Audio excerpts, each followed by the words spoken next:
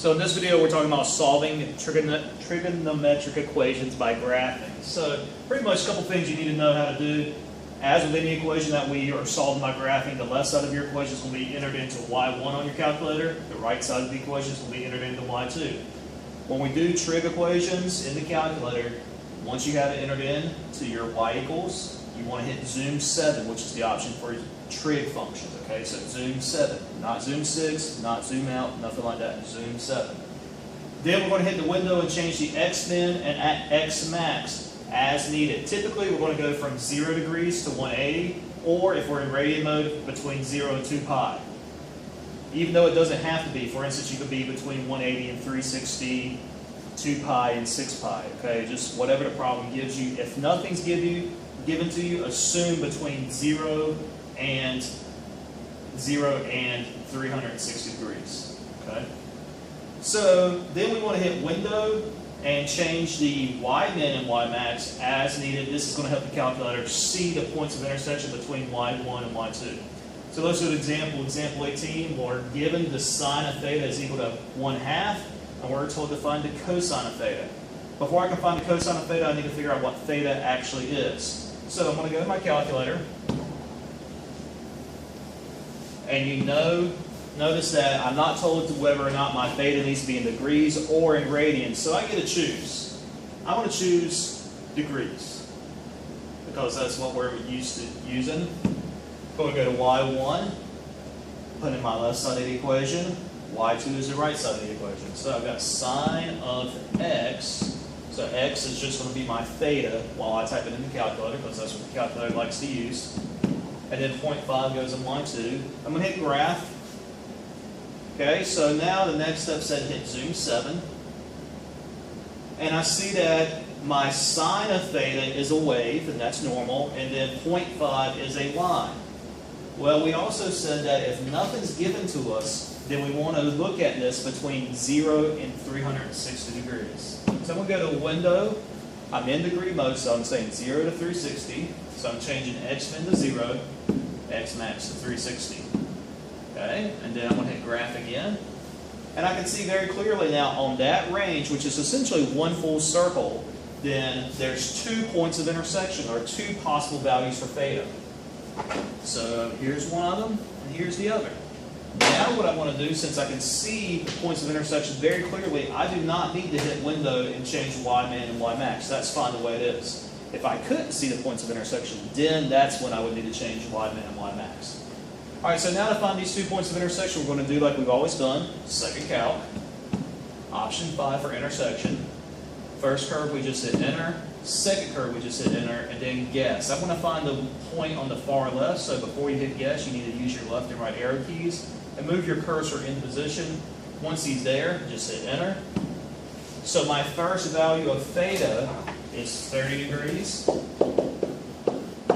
Alright, now I want to find my second value of theta. So second calc, option 5, first curve enter, second curve just hit enter, and guess. Again, move your cursor into position. If you do not move the cursor, your calculator is not going to give you the correct answer.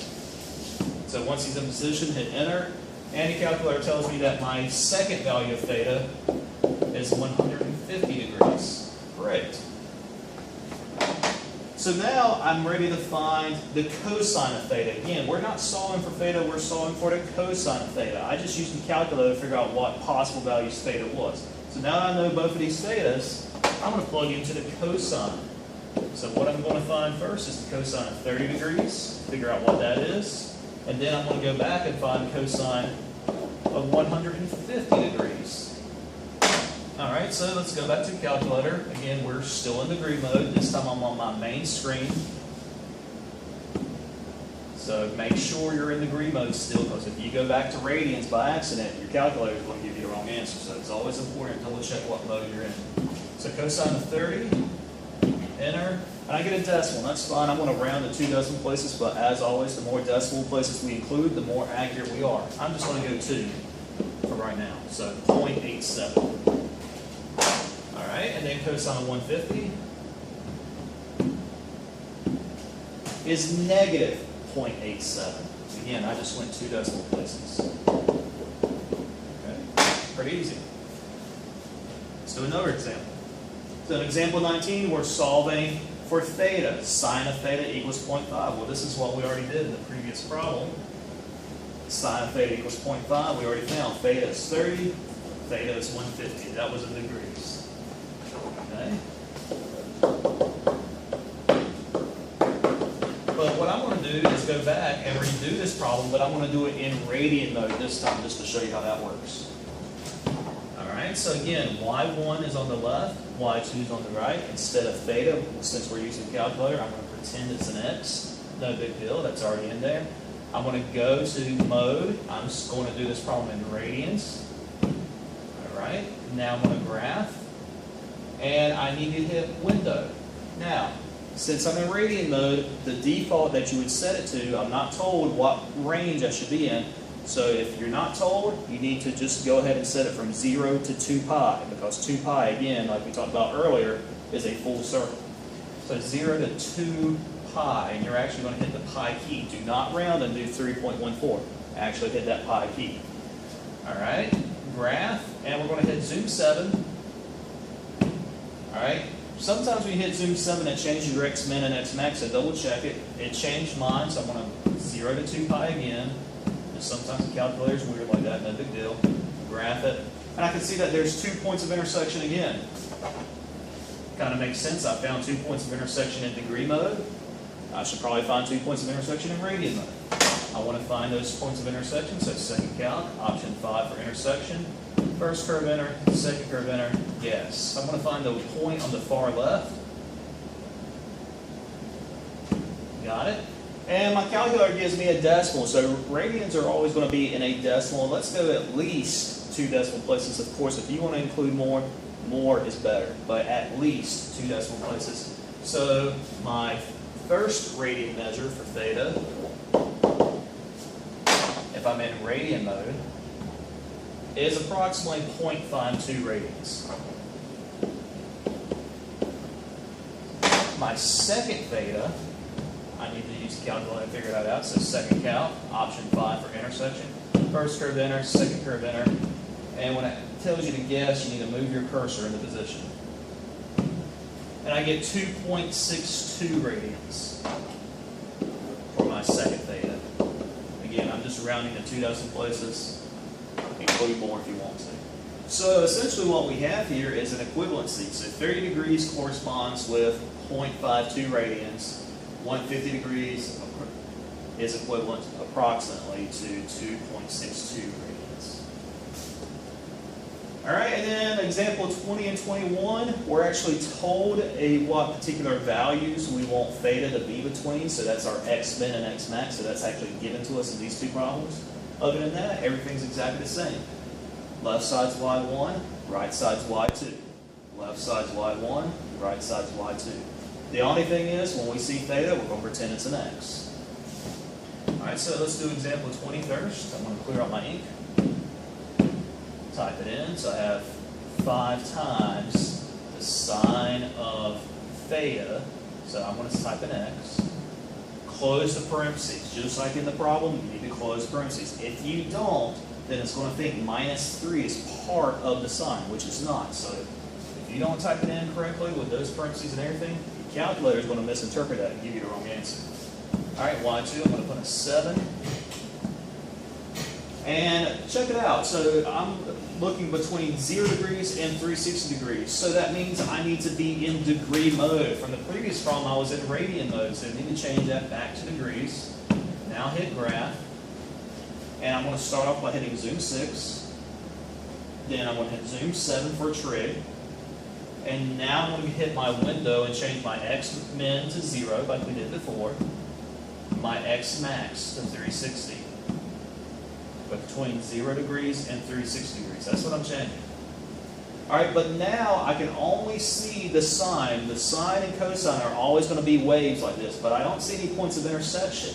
Okay, so I'm going to go back to my window, and I'm looking at the y min and y max. Well, check it out. On y2, I have y2 is equal to 7, but my y max is 4. So the calculator can't see the points of intersection yet. So I'm going to change this to a 7. Or actually change that to a 10, that way I can definitely see it. Alright, and I see my point of intersection.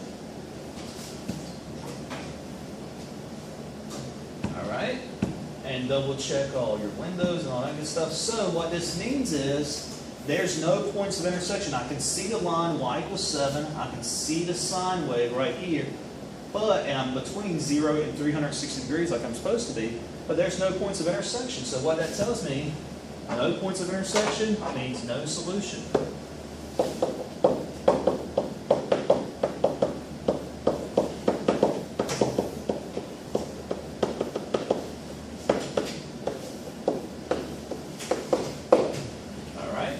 And that's all right. Don't be afraid if that happens. No solution shows up every now and then. You just have to deal with it. All right, in example 21, we have this weird thing, sine squared. Okay, sine squared of theta. Now, in our calculator, for whatever reason, when they develop the programming language, they won't let us type it in like this. So instead, we have to rewrite it with 10 times sine of theta squared minus 3 times the sine of theta equals 4. So essentially what we're going to do is hit the sine button of theta and then square it instead of doing sine squared. For whatever reason, the calculator will not type it like this. It means the same thing, just it looks slightly different. So don't be afraid of that. As always, the left side of our equation is in y1. The right side of our equation is in y2. So let's go ahead and type that in.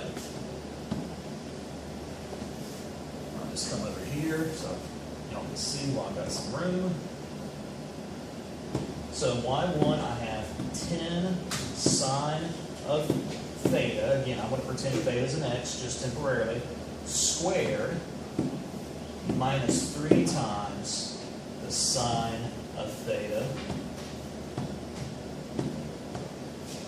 Okay, close the parentheses every time, just like it's seeing the problem. And then y2, I'm going to put a 4. I'm going to hit graph and zoom 6. And we're told, again, theta is between 0 and 360 degrees. So this is your x min, this is your x max. So I'm going to hit zoom 7 for trig, because that's what we're doing. Go to my window, change my x min to 0, change my x max to 360, and I'm going to hit graph. Now I can see my points of intersection are right here at the top. I have 4 points of intersection, but it's right here on the very top edge of the calculator screen. I want to go to my window and change my y max to maybe 6 to give my calculator screen a little bit of breathing room. Okay, so now I can see my points of intersection a lot clearer. And I have 4 of those points of intersection, so I need to find all 4. So I'm just going to go through second count, option 5 for intersection. I'm going to repeat that 4 times to find all 4. Second count, option 5, first curve enter, second curve enter. Yes, I like to work from the left all the way to the right. That way I make sure I don't miss anything. So that on the very far left, I get about 53. I want to round to the nearest whole degree. Okay, again, the more decimal places you include, the better. But I'm just going to round to the nearest whole degree this time. So x equals about 53 degrees for the first point of intersection. Second point of intersection, I'm going to use the calculator to find that. Move your cursor into position. I get about 127 degrees. Again, I'm rounding.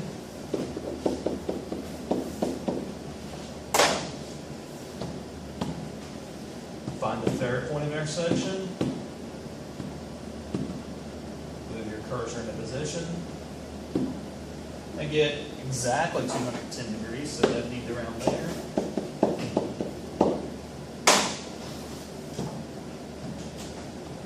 And then finally, the last point of intersection on the far right. Move your cursor into position. I get exactly 330 degrees.